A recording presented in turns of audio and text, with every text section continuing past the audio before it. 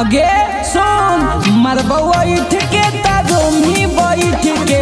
मार बउआ इठ के तारोमी बैठ के मार बउआ इठ के तारोमी बैठ के मार बउआ इठ के तारोमी बैठ के दर्द होते रे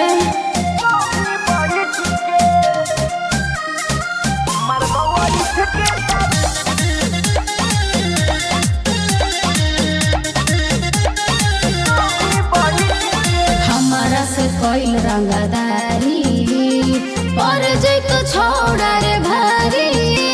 न कर हमारा से बरियारी हमर यारवा दे तू गोली मारी तो हम केकरा से कम ये की गे अरे जो तब दे पता मिले ले बउजा के गे अच्छा ये रख ले जिला वो हिला के गे आगे चाहो ही जमाना भी हो तो न टोटा के करमी नहीं ता जिमी कहाँ है गे मार बउआ इठ के तारोमी बैठ के मार बउआ इठ के तारोमी बैठ के मार बउआ इठ के तारोमी बैठ के मार बउआ इठ के तारोमी बैठ के अरे जो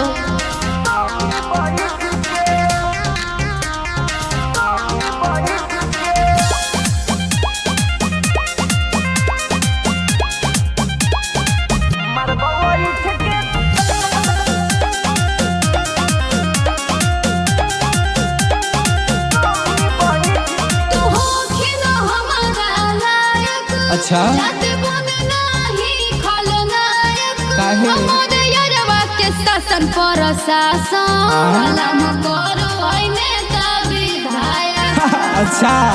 एगे तो सुन की रे कि बिना ले ले मन बोले बाजा गे हम बुझिए ये जंगल के राजा गे हाँ गे बंधन बिहारी ऐसी रहमा ताई ठके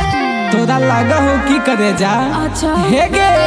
मार बउआ इठ के तारोमी बैठ के मार बउआ इठ के तारोमी बैठ के मार बउआ इठ के तारोमी बैठ के मार बउआ इठ के तारोमी बैठ के देख सुधर जो